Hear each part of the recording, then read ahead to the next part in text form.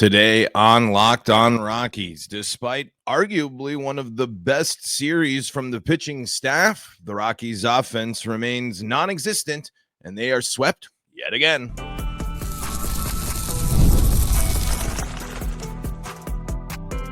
You are Locked On Rockies, your daily Colorado Rockies podcast, part of the Locked On Podcast Network, your team every day.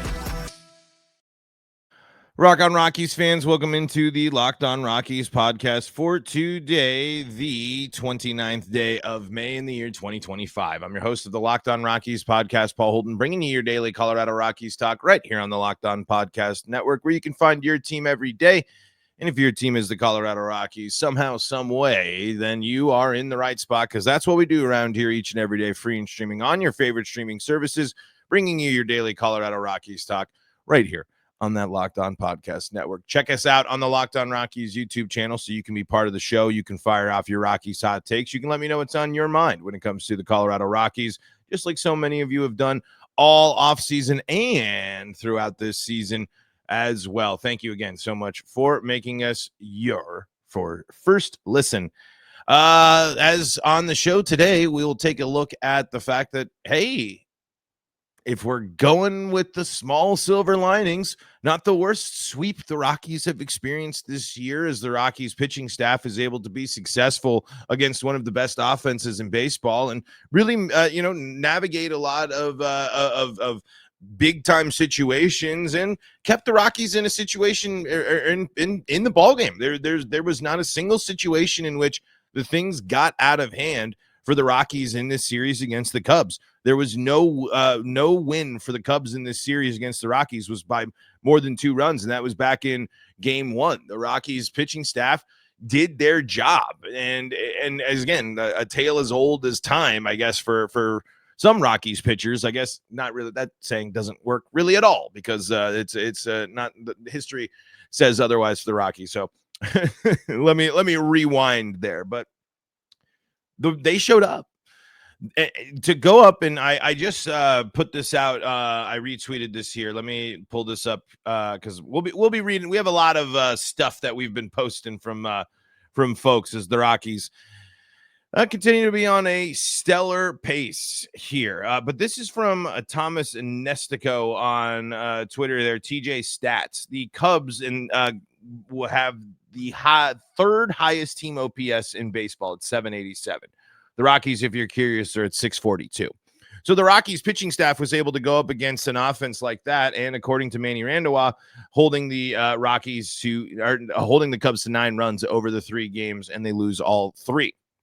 So big moments, big spots. I mean, this is, it shows. Victor Vodnik returns. He's got an impact for the Rockies here in this ball game. He's able to come in, even with navigating a walk. And there were walks by the members of the bullpen in this finale, but no damage done. Able to navigate all of those situations. Ryan Rolison able to get a couple of strikeouts as well, and Tanner Gordon, the young guy, able to go up against a good lineup and only 1 strikeout, but only gave up the 6 hits and 4 2/3, 2 earned runs. Again, kept the Rockies in the ball game. Just a little bit of damage here and there that was a problem. But for a team with a normal offense, for a team that should be able to do anything, they should be able to back their pitchers up in this situation. We talked about it on the pod yesterday. 6 innings for German Marquez, 7 hits, 2 earned, 1 walk, 6 strikeouts, and then nothing from the bullpen until Tyler Kinley gives up stuff in the 11th there. Jake Bird, a good performance, Seth Halverson, Zach Agnos. There's been opportunities and moments for this team to take advantage of keeping the games close, but the Rockies hitting the double plays, the Rockies' lack of clutch hitting, the Rockies' just inability to do anything on offense continues to be the worst part about this team. It is just the most exhausting part of watching the Rockies right now is the fact that this offense is just flat out not good. This offense has so many issues and so many problems across the board with it. And hey, great that Orlando Arcia comes in, joins the Rockies, immediately has 2 hits, but it's just like, man, the Michael Tolley experience does get a base hit in the finale, but strikeouts is still a factor there. The Rockies as a whole strike out 11 times in the finale against the Cubs. It's just when we're talking about ranking the things that are the most frustrating about this season, the offense is above and beyond the most frustrating part. This team's inability to do anything. And yes, I know that scoring on the road and going on the road has often been a curse for the Rockies, and it has been a problem for their entire life.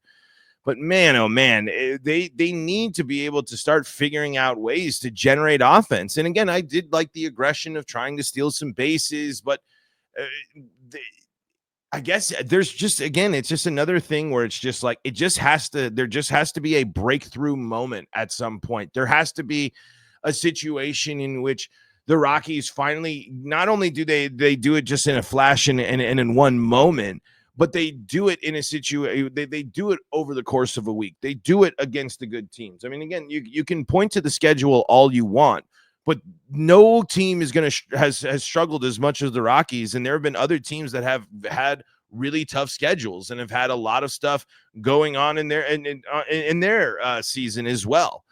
This series, again, as now the Rockies are coming off of the 3 straight series against really, elite teams, or I guess I don't know where, if you're putting the Cubs in the elite territory, it depends on how you look. Cubs are currently 14 games above 500. I would put that in pretty good company and a pretty good spot for them. The Rockies now, coming off of playing, 3 straight division leaders at the moment here, Yankees, Phillies, and the Cubs. And yes, it's like, as we talked about, it just is like, has been such an eye-opener on top of a million other eye-openers, because it's just like, whoa. It's not that they're just bad. It's that they are so far behind. And it's going to take so much. I mean, the Cubs in game 2 had 6 stolen bases against them. And let me bring up this. I got to bring up a tweet here from Patrick Lyons. And this was before the finale of this Cubs series, just to kind of highlight again the situation that the Rockies have found themselves in here by the Rockies here. I got to hold on. Okay. As if we need more statistics to outline how poorly the Rockies have been this season. Colorado has 11 players at negative 0.3 BWAR or worst through the first 1/3 of the 2025 season, most in Major League Baseball. Next most is Kansas City and Miami at only 6 players. The Rockies have an entire team and 2 bench players of players that are performing at a significantly below average rate. And they have 5 more players than that. And again, that will probably that type of stuff will depend on the amount of appearances and things like that. But it just goes to show you again that the talent, that the development, that everything that we've been fed to believe about this team isn't panning out. It isn't happening. This is another reminder that the roster construction of the Colorado Rockies is flawed. The approach and the player selection and the roster creation has been flawed. It continues to be shown statistically, and it continues to be shown on the field as well, when the Rockies continuously looked as outmatched as they did. Hey, silver lining, small thing. We appreciate the fact that the Rockies were able to hang in there and play a competitive series against the Cubs, but it's still, just because the pitching staff shows up doesn't make the pill to swallow a little, the pill of the offense being horrendous any easier to swallow. But shout outs to Carson Palmquist, shout outs to Tanner Gordon, shout outs to Herman Marquez showing up as well, and shout outs to the bullpens as doing their job and keeping the Rockies in the ball games. The only damage being done to the bullpen in this series was the Tyler Kinley issue in game 2 and extras. I mean, and at that point you can kind of also be like, hey, the Rockies didn't capitalize on their opportunities either, and weren't as successful as they needed to be in extra innings to put them in the best situation to win and back up their pitching staff. But of course, you can also take away the fact and be frustrated by how it all panned out and how the Rockies did, in fact, lose that game. Did go into that, even with the extras and it having the person on second base, you are going into that bottom of the frame with the lead. and it's up to the bullpen to get the job done. So the one blemish, the one hiccup with the bullpen and through a solid pitching series is one that costs you a ball game. And unfortunately, that's just how baseball goes sometimes. All right, we're going to go through and do a Rockies bad pace update. And unfortunately, if you don't like bad news, you're not going to like our next series of tweets. And that's coming up next here on today's episode of Locked on Rockies. Before we do that, though, got to tell you about the folks that help make this show possible, and that includes Wonderful Pistachios. If you're looking for a snack that's both delicious and nutritious, you can crack into a good source of protein with Wonderful Pistachios. Wonderful Pistachios is one of the highest protein nuts. Each 1 ounce serving has 6 grams of protein, giving you over 10% of your daily value. Plus, they're packed with fiber and better-for-you unsaturated fats to help keep you feeling fuller longer. They got so many varieties that you can check out. Not only do they have a variety of flavors for you to check out, but they also have the no shells variety. If you're someone that's trying to be a little more conscious about your shell mess, maybe if you're at work or on the go, they are the perfect snack to take with you. They pack a protein punch, and you know what? You can get them wherever you need a snack. You can see all 9 essential amino acids and the complete protein snack, Wonderful Pistachios, when you visit wonderfulpistachios.com. Get snacking and get cracking with the snack that packs a protein punch. Visit wonderfulpistachios.com. That's wonderfulpistachios.com to learn more. Locked on Rockies here for your second segment of the day, bringing you your daily Colorado Rockies talk right here on the Locked On Podcast Network. Thank you so much for making us your first listen of the day. We're free and streaming on your favorite streaming services. All right, let's take a look here on our pace recap for the Colorado Rockies. This is from people that are following the Rockies. Okay. As we said, Manny Randawa tweets, the Rockies held the Cubs to 9 runs over their 3 games at Wrigley, lost all 3. They're 9-47. Noah Spirik says, so far, the Colorado Rockies are averaging 26,635 fans per game at Coors Field in 2025, 16th in Major League Baseball. It's their lowest attendance mark since 2006 when they won 76 games and averaged just under 26,000.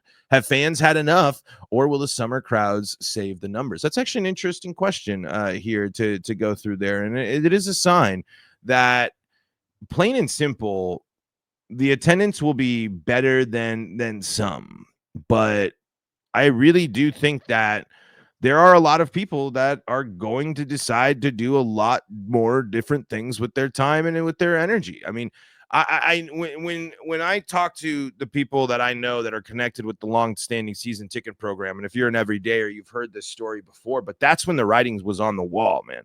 When you don't have enough people to get in on season tickets, where it's a package where you don't even, it's not even the full season of season tickets. It's basically, it was a group that had some season tickets and then it got all broken up amongst a bunch of families and things like that. When you're this bad, when you aren't entertaining, when you really aren't kind of in a situation where the average Rockies fan or person is not going to be interested in and buying into, hey, let's go see the future of the Rockies. Let's go see the young Rockies. And I mean, in certain situations, you're not even going to see the young Rockies. Again, this is a game today that featured Arcia, it featured Farmer, it featured kind of all of these guys that could be getting in the way of a Ryan Ritter, for example, who's tearing it up. And it's kind of interesting now, as the Rockies have a guy in the minor leagues that's doing something crazy, that's going on an absolutely ballistic nuclear pace and doing things that the Rockies need. And instead, they're probably going to go with Arcia. They're going to go with Farmer. They're going to go with more of that veteran approach at second base, most likely, as Estrada could be around the corner as well. So you're not even going to get an opportunity for him to get something. And again, we've talked about how the Rockies have given Amador plenty of time this so far this season as well as a result of the Estrada thing. But it's kind of like, can we really count on a lot in certain instances? When will the Rockies get involved and say, oh, we need to play these guys because it's going to give us the best chance to win, even though it's not? And at this point, what's another loss? I mean, I highly doubt. I mean, it's going to take a miraculous turnaround and improvement from the Rockies to avoid this historic pace. I saw, actually, I believe it's an everydayer. I couldn't remember, and so I apologize if I'm not attributing this correctly, but I saw someone was tracking the Rockies compared to the other historically bad teams, and the Rockies are, they're 6 games back of last year's White Sox pace. And then again, you take a look at the schedule, take a look at what's next, and take a look at how the season is going to continue for this Rockies team. And I mean, the writing is already on the wall. So there needs to be, sooner rather than later, the actions need to be taken, and things need to start improving, or else you can't even come close to expecting Rockies fans to be interested on the big series, the big things, and throughout the summer. Yes, you are going to see an increase. The Rockies will have people in the stands, but you will see them they will not perform like they're used to. And again, this is another situation in which the Rockies are putting themselves in. As they lose their regional sports network, as they've had declining attendance, they have not done anything to address the problem of what would get more people interested in paying for a streaming service, going to the game, which is putting out a competitive and interesting team. Again, there is no way out of this for the Monfort family that doesn't involve a bunch of money spending if they're not going to sell the team. If they are going to stick with this, they will continue to go down this path where the trends will continue to trend downward. Interest in the Rockies will continue to plummet, and you'll continue to be overshadowed in your own market by other teams more readily available on TV and are more interesting anyway, as I saw even in my small sample size, but as I saw firsthand in Colorado this year already. The Rockies have a lot of red flags about them, and it's going to take a lot of work to start rebuilding that real interest from fans for them to buy in and actually be into what the Rockies are doing and believe that the Rockies are putting together something special and putting together a contender. It's going to be really tough to do that, and it's going to take all of these guys doing stuff that they haven't been able to do so far, which is prove it. Prove that you're on the right track. Prove that you can develop the players. Prove that you can get this team back to a place where it needs to go. Patrick Lyons here says, Colorado has lost the first 18 series of the 2025 season, but it gets worse. The Rockies have now lost 21 consecutive series dating back to last year, the longest series losing streak in the history of Major League Baseball, according to OptaStats. I mean, that's it. Again, it's how many times can you be okay with being associated with being the worst until you have to admit that this is until you start signaling that change is going to happen. And I've been kind of asking this a few times, and I want to bring it up again as we go through some of those the Rockies pace tracker and what's going on. Do you actually believe that change is going to come to the organization as a result of this season? Do we actually believe that something different is going to happen in the wake of possibly the worst season of all time? Because we think yes, but as I said yesterday, the jury is still very much out on that. It's again. And I don't think we're going to be able to see in attendance or anything like that. But the music has to be faced. And it's just, I don't know. I mean, because again, when we talk about attendance, when we talk about it's the Rockies aren't worth your time right now. And again, I appreciate that you spend the time and hang out with me, and I'm with you, and I spend my time, rooting on and spending it watching the Rockies. But in reality, they're not doing enough to make it an engaging and entertaining thing that's worth your time and effort and your money.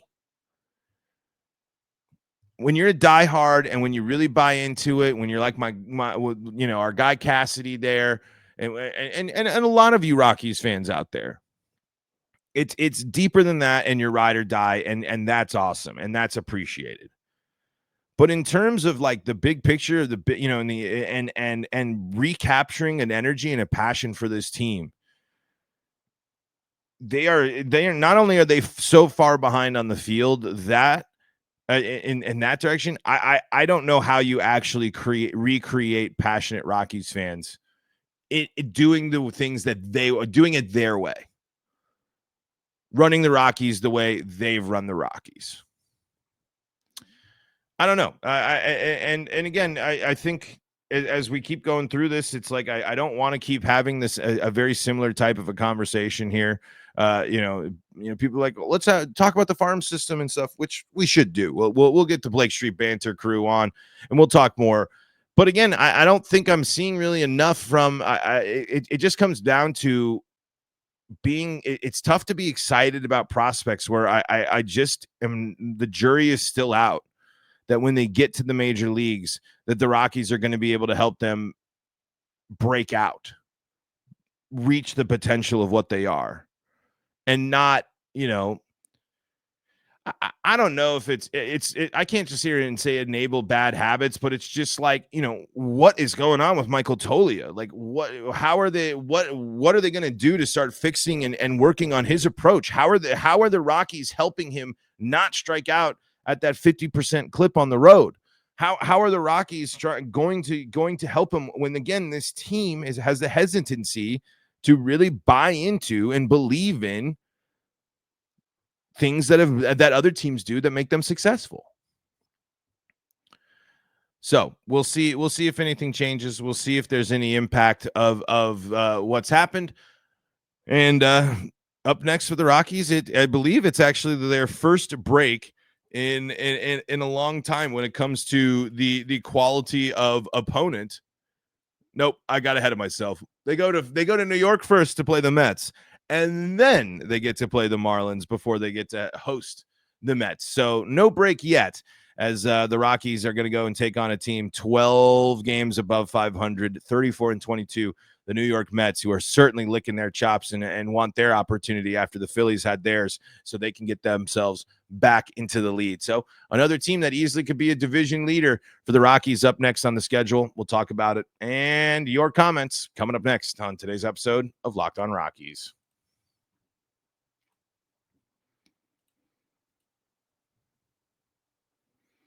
Welcome back into Locked On Rockies, third segment here. Thanking you again for making us your first listen of the day. We're free and streaming on your favorite streaming services, and you can fire off your Rockies hot takes and more on the Locked On Rockies YouTube channel, like so many of you have. Here says, Soy Boy says, please give me Ritter. I want him to be here soon. I don't know what you got to do if you're Ryan Ritter to not be knocking on the door of the major leagues doing what he's doing here. Let's see if I can get you the most recent stat lines here for Ryan Ritter. Let's see. He had 5 home runs in 2 games. Let's see, what else do we got here? And I guess he's listed as a shortstop prospect, so maybe that's the reason why he's not with Tovar being back. Maybe that's the hesitancy there. He was the first player in Isotope's history to record 5 homers in just a span of 2 games. I'm reading this from Sports Illustrated. Ritter is now up to 14 home runs this season, also racking up 12 doubles, 2 triples, 36 RBIs, 41 runs, 30 walks, 4 hit by pitches, and 3 stolen bases through 46 games. He is batting .293 with a .405 on-base percentage, .613 slugging percentage, and a 1.018 OPS on the year. Sheesh. That is pretty crazy. The Ritter is ranked as the number 12 prospect and number 1 shortstop in Colorado's farm system there. So I don't know. I mean, if I think maybe that's the hesitancy. Maybe that's why Ritter isn't getting the call up, is because obviously you have Tovar there and you want to keep rocking and rolling with that. But maybe can he play some second base just to get him up there, see what he can do? Maybe have him DH. If you're going to have Arcia DH, can Orlando just play second base and get some ABs for Ritter up at the major league level? Don't necessarily know if that's the best way to handle it. I kind of think when you call up the prospects and want them to get their debuts, good to get them out in the field, get them out there playing some defense, and kind of get the full experience under their feet as well, especially if it might not be something that you're going to stick with long-term with Estrada. And, now kind of you're building depth of veterans, possible second base options there. But we'll see if that changes here. RK says, why is Tyler Kinley still on this team? I'm so tired of the veteran players being the worst guys on the team. The whole starting rotation, Kinley, Alexander, at least he's gone, Rymack, Stallings, and Bryant, when he actually plays, are all huge detriments to the team when they should be able to step up and steady the ship. That's the only reason to have these veterans, and they fail every time. RK also adds, I would feel better about quality losses if the Rockies weren't about to lose their 50th game before June 1st. If this team was 20-35 or something reasonably bad, then a quality loss could be okay. And again, I think the veterans are receiving their criticism, which is very justified in this situation. I mean, and I think they would be ones to tell you that they got to own up to it. They got to own up to their performance. It's not, you can't just sit there and look for excuses all for the players as well. We can talk about the front office. We can talk about the coaching staffs and all that things, but it also does come down to the guys are going out there and they have to be the ones that execute and get the job done. And they haven't been doing that in certain situations and really throughout the season. By the way, Sam Connon on Colorado Rockies prospect Ryan Ritter makes history, blast 5th home run in 2 games on Sports Illustrated, was where we were reading from earlier there. Jim says, I think that at some point Dick Monfort got coal in his Christmas stocking and never got over it, and the Rockies players and the fans have to suffer for it. I will say Dick Monfort's paid his players. When you get an extension with the Rockies, you get a pretty good payday. When you get a contract with the Rockies, you get some pretty good money. So, I mean, that coal maybe is a little bit easier to swallow in some ways there. But that could be very much it, Jim. Maybe he's got some Grinch status going on. Marco says, I've advocated for Rock's ownership to tear it down to the studs and enable a fully managed analytics team to chart a new course for this franchise. But I worry about 2 things in particular. One, Monfort is certain that this is just a historical blip in the team with the same or very similar veteran players will go back to below 500 baseball, which he considers normal. And 2, Monfort thinks that all press is good press, and regardless of how badly the Rockies have been skewered lately, the amount of attention outweighs the negativity. I hope I'm wrong on both. As far as close losses go, they've kind of been all we can hope for since the wins have been so few and far between. And to go off of the wins being few and far between, we once again head to Patrick Lyons on Twitter here, and we read, and this comes from his Twitter feed, and this says, Rockies swept by Cubs at Wrigley, dropped to 9-47, 161, 2 losses more than the previous record through the first 56 games. It's another 5-game losing streak. Major League Baseball has seen 27 losing streaks of 5 games or more this season. Colorado owns 6 of those. 6 of the 27 5-game losing streaks in this season, the Colorado Rockies are responsible for 6 of those. It is not June. It's unacceptable, man. It's plain and simple. It's unacceptable. This is it just, you cannot allow this to continue. And again, I can't even get fired up because again, it's just unacceptable. It's unacceptable to be this bad. It's unacceptable for anybody to enable this to continue to happen. And it's unacceptable for the Rockies to expect Rockies fans to show up and spend money and believe in this team. It is so far past time for this team to face this season and face what they have built in the face and start really planning and start really thinking about how they're going to start fixing these things. But it continues to be unacceptable what the Rockies are doing, and it continues to be at the cost of a dwindling interest in a team that could be one of the most exciting teams and fun areas to watch baseball in the league. But no, instead, it gets to be historically bad, and it gets to be celebrated and mocked and continue to be focused on for being horrible and bad instead of being a fun and cool place to play and watch baseball. And that's super fun for us Rockies fans. All right, Mets up next. We'll see how the Rockies handle it. We'll be breaking it all down. Might be doing something a little different for your Friday episode, talking to someone about how they would fix the Rockies, someone that's covered the Rockies before, mixing it up a little bit. So we'll throw in a little analysis about the games there too. But just to kind of get us into that mindset of where can we look? What options could the Rockies be facing here to improve the team and improve the roster? How would you improve the Rockies? What moves would you make? How would you turn the team around? Let me know in the Locked On Rockies YouTube comment section.